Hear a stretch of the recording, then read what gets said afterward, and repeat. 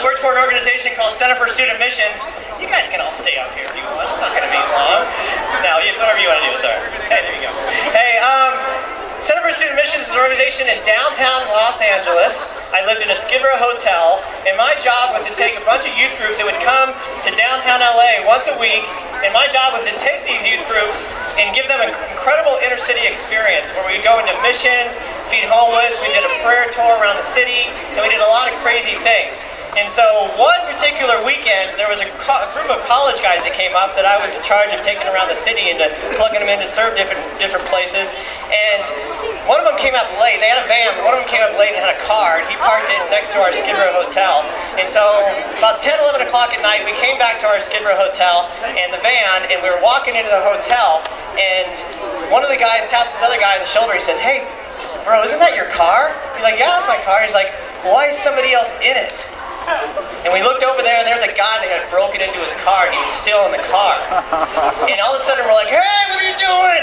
And he hears us, he jumps out of the car, he chucks a CD case at us, hits this guy in the head, and I'm kind of like an adrenaline junkie, so I'm like, and he starts running, so I start chasing after him. I'm running. I'm like running down the road in the middle of stinking downtown LA. The Skid Row Hotel is right on the edge of Skid Row, so we're running into Skid Row. And if you do not know what Skid Row is like in LA, there's fires burning in the middle of the street. There's people in cardboard boxes. If you fall asleep in Skid Row, your shoes will get taken. It's a pretty scary place. There's people shooting up heroin all along the streets. And I am chasing this guy down into Skid Row. And we're running and running, and I'm a smack talker, so I'm like, "Dude, you can't get away from me!" And I'm running and running. And all of a sudden, just as I catch up to him and I jump on his back, this police car pulls around, doesn't know what's going on. The cops both open their doors, pull guns on both of us. Like, "Oh, it was him, it wasn't me, it was him." I've never had a gun pulled on me before, it freaked me out. And so after people and almost killed them. And so one day I'm with another group and we're walking to our vans to leave, and all of a sudden I see Leroy running at me. He's like, "Hey, hey."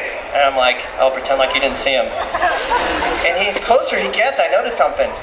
Leroy, one of the scariest guys I've ever met, he's crying. He comes up to me, he's like, "Hey, I know you follow God and stuff, and I want you to pray for me." And I'm like, "What?" He said, "Yeah, see, in California, if you get arrested 3 times, you can go to, it's called the 3 strikes law. You can go to prison for anywhere from 5 years to life." And he had 2 felonies against him and had been in jail before. And then he told me, he's like, "Yeah, last night I was in a bar and I got pretty drunk and I beat a guy up pretty bad. And I heard the cops are after me. And I feel like if they're going to get me for this 3rd time, I can go to prison for the rest of my life." And at that point, I'm like, here's one of the scariest guys who could kill me, crying. Well, what do I do? "I'll pray for you." Okay. And so I just prayed for him. And you just never know what position God's going to put you in. But I wouldn't want to have it any other way. It's just amazing and exciting to be a Christian when you really start practicing what you say you believe. Do you guys ever hear that, this is back when it was kind of popular, the WWJD. You guys remember that? All you that are older. What would Jesus do? I always laughed at that because I always thought, Jesus did some pretty wacky things, if you think about it. One time, all the Pharisees started asking Jesus some pretty tough questions, and Gene alluded to this story before. He just bent down and just started drawing in the sand. You don't even know what he was drawing. He could have been making happy faces, I don't know. But he did some pretty wacky things. Jesus walked on water. I'd like to see you guys try that. What would Jesus do? I'm going to walk on water. You're going to sink. Jesus fed like thousands of people with a small little meal a little boy brought to him. We can't do that. Jesus did some pretty wacky things. You know the most wacky things that Jesus did? Somebody was blind. And Jesus could have just went, "Oh, you're healed." But what did he do? I don't know, maybe he had a lot of phlegm in his throat. He spit in the mud. Picked it up and put it in the guy's eyes. And the guy was healed. I would never even think to do that. It's like a holy loogie, you know? And this is what Jesus did. And so, sometimes I don't know what to do. What would Jesus do in this situation? I don't know. I'll pray for you. Okay, But Jesus did some pretty wacky things if you think about it. because I think he was kind of a wacky guy, but that's who Jesus was. Now, one thing that Jesus did just totally blows me away. You may have read this in the Bible, and you may have just passed it over, but if you really think about it, Jesus wasn't afraid to get dirty. There was a leper. Okay, this guy, if you don't know what leprosy is, it's a skin disease where your skin basically just peels off. Your muscles just cramp, and so your feet and your fingers shrink. And it's disgusting, and you could have pus and all this stuff coming off of you.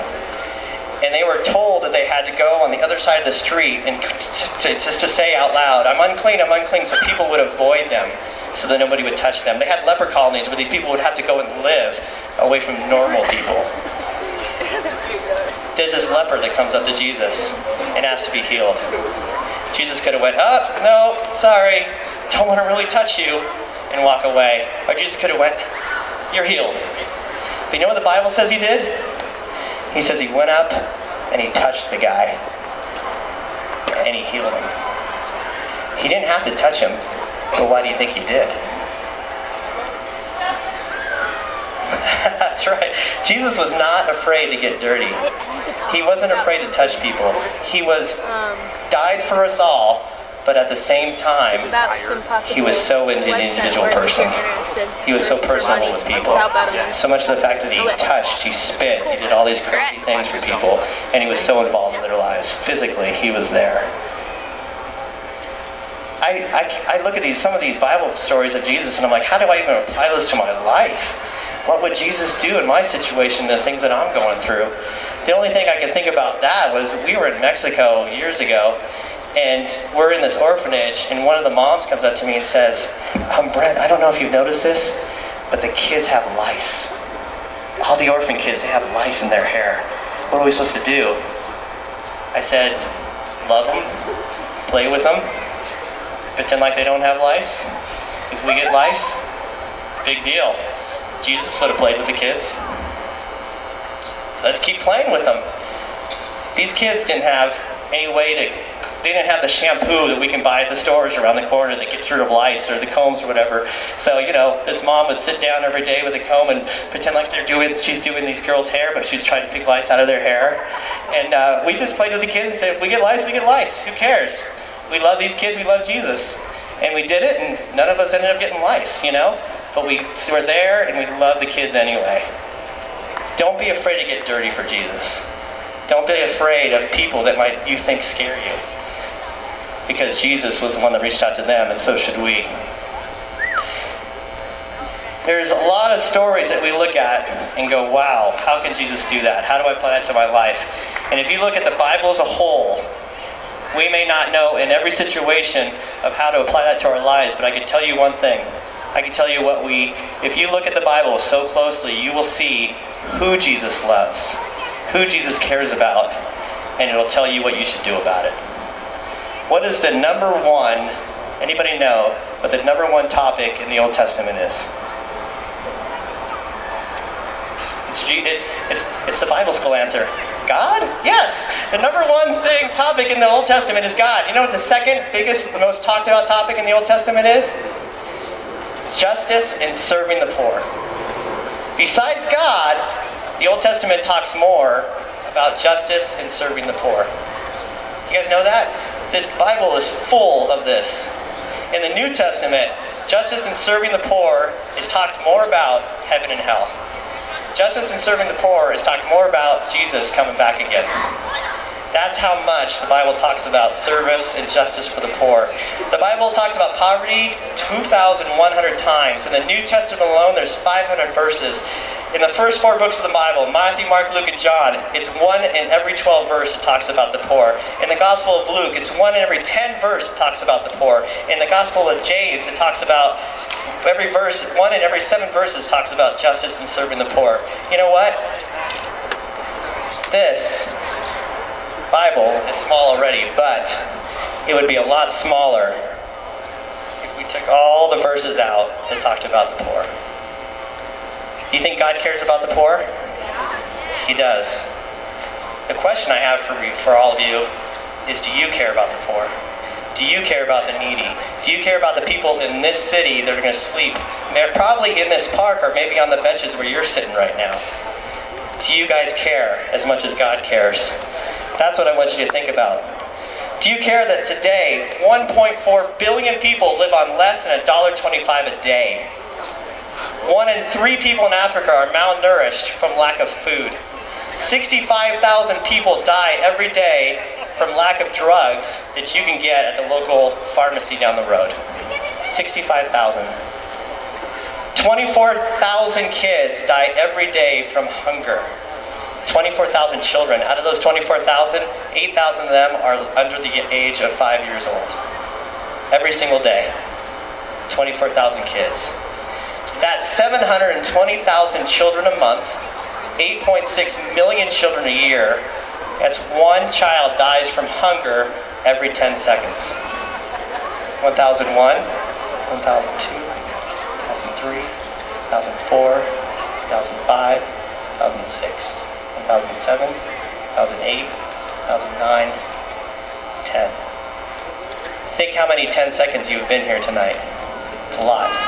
That's a lot of kids that pass away just because they don't have food. Do you care about any of that, or is it just numbers to you? Do you care like God cares?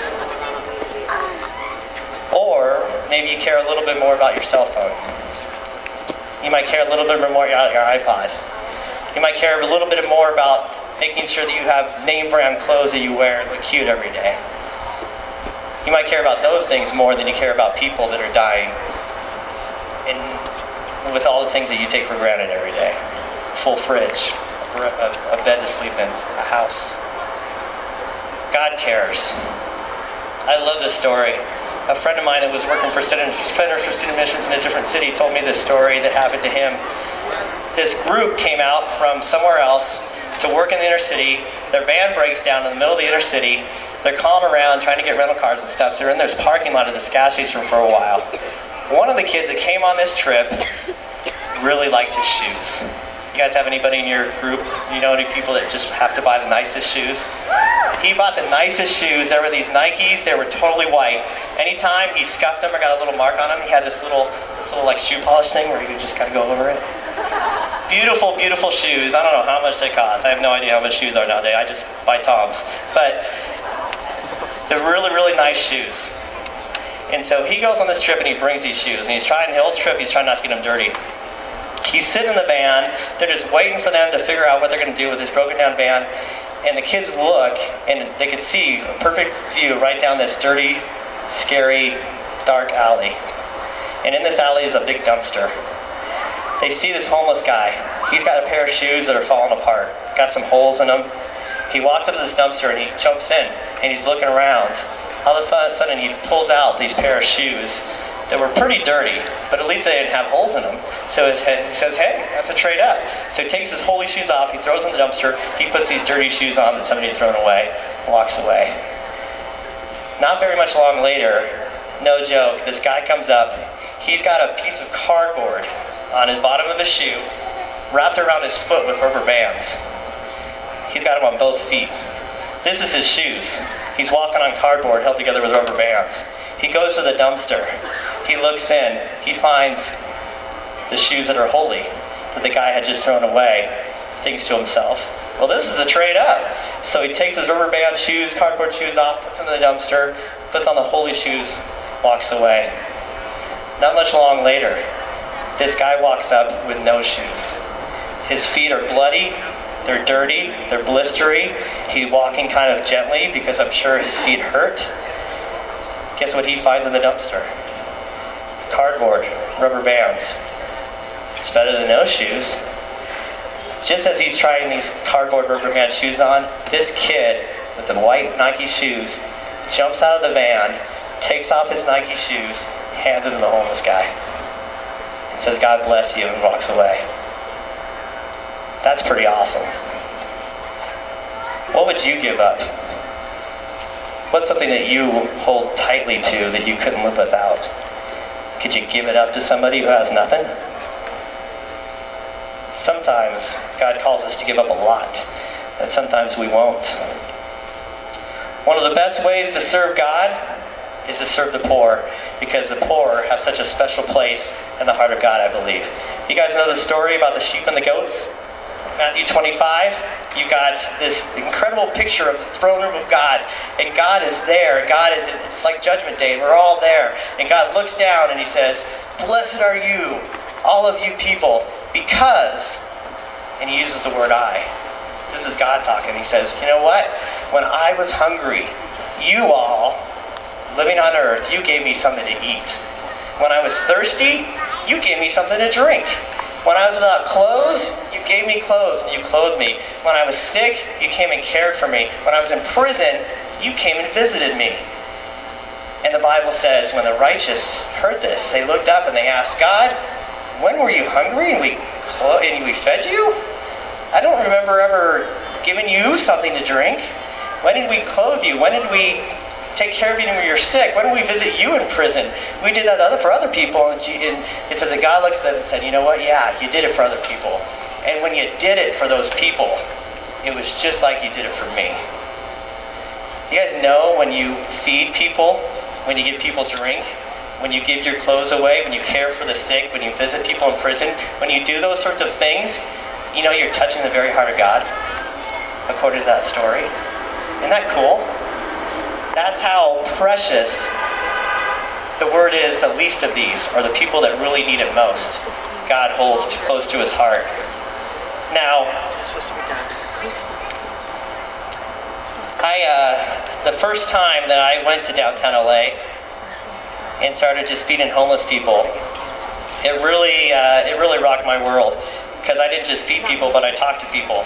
I heard their stories, and I went home. And I actually wrote a poem about my experience. So I'm going to read this to you guys.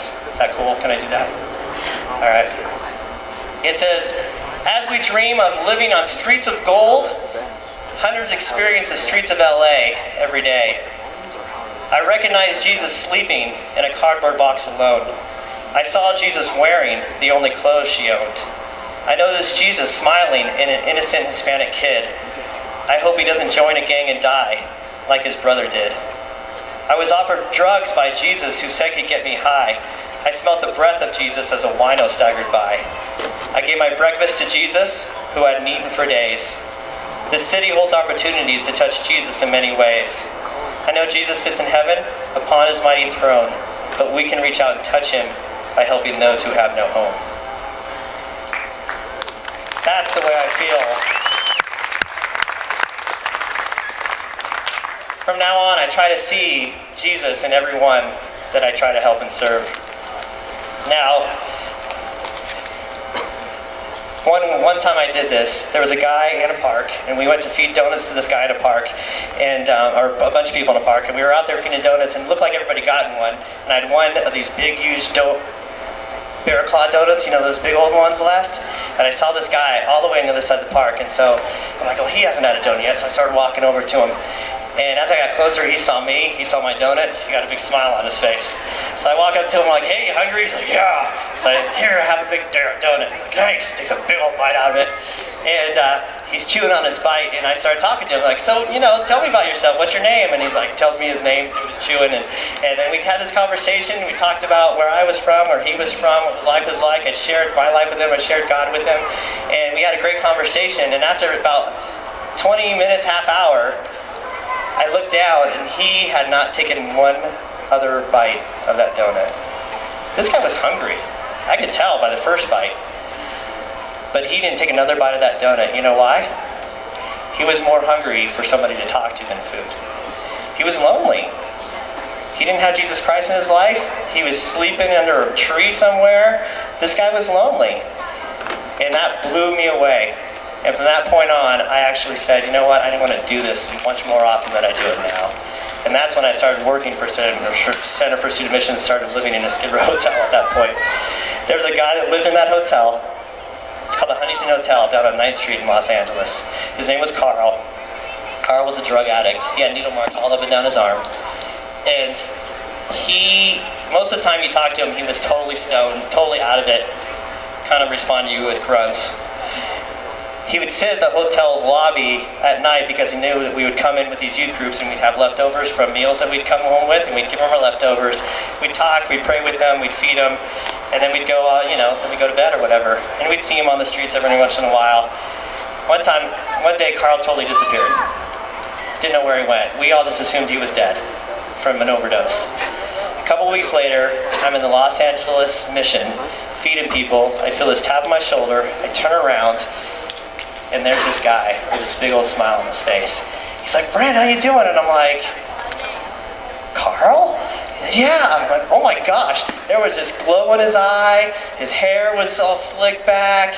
He was all smiling. I'm like, "Dude, what happened to you?" He's like, I finally took your guys' advice about getting into a mission. I heard you guys talk about God. I came here. They told me more about Jesus. I became a Christian. I'm off drugs. I'm getting my diploma. I'm loving Jesus, and it's just an amazing life. Thank you so much for spending all that time with me, even when I was completely stoned.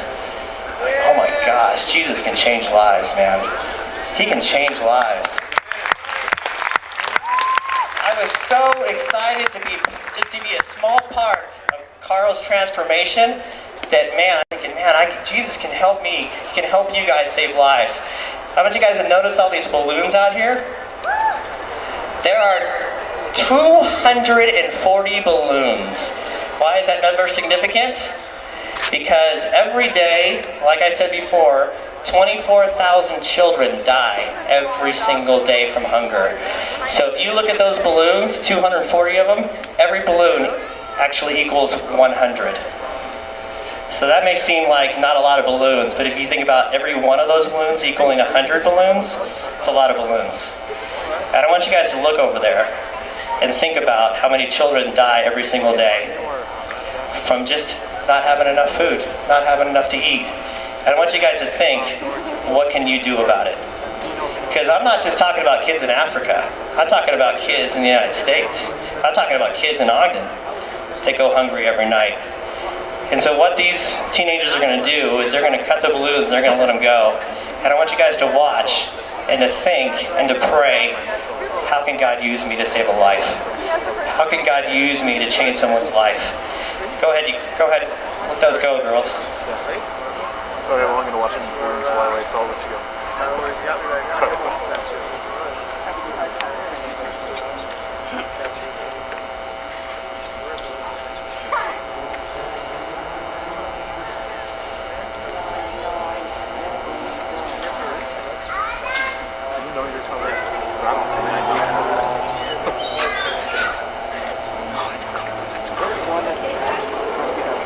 And this is my challenge to you tonight. Where's all the thump people? My challenge to you, first of all, I'm very proud that you're giving up 6 days of your summer and paying to be here to serve others. That by itself is awesome. But I want to challenge you to do something even more. During Thump this week, I want you not just to serve people, I want you to talk to people. I want you to talk to the people you're serving. I want you to get in a conversation with homeless people and ask them about their lives. I want you to share your story, to share Jesus, and not be afraid to sit down with a homeless person that you fed and just talk to them. With children, with kids that you play with. Jump in and just go crazy. I want you to get personal. I want you to get dirty. I just want you to get relational with people. Can you guys do that this week? For those of you that aren't going to Thump, this is my challenge to you. And I'm really serious about this. And I want you to think and pray about this. My challenge to you is any month of this summer, I want you to take an entire month this summer, once a week, for 4 weeks, I want you to find a place to volunteer. There are many places in Ogden that you can volunteer at. Food banks at the Catholic Community Service Food Bank in West Ogden. There's the Utah Food Bank in Salt Lake. Right down the street, there's Salvation Army down here. There's a million things that you can do with kids at the Marshall White Center, straight down Grant. There is so much that you can do for people and where you can volunteer. So this is my challenge to you. Any 4 weeks out of this summer, I want you to volunteer once a week somewhere. And it could be 4 different places, or it could be the same place. That's my challenge to you guys. And so, volunteer this summer at places. Those of you guys that go into Thump, get out of your comfort zone. go share your life and find out someone else's life, a homeless person this week. That's my challenge, you guys. The stand's gonna come up and play, or you guys are here. I want you guys to physically make a commitment that you're gonna do that. But only do that. Come up here, only if you're serious about that. For you guys that are going to Thump, if you're serious about that, getting out of your comfort zone and doing a little more than you thought you would do. For those of you that aren't going to Thump, if you really want to say, I want to volunteer, I want to go to these places and work and serve people so I can serve Jesus, I want you to come up here too. Because I'm just going to pray for you guys. That's my challenge to you tonight.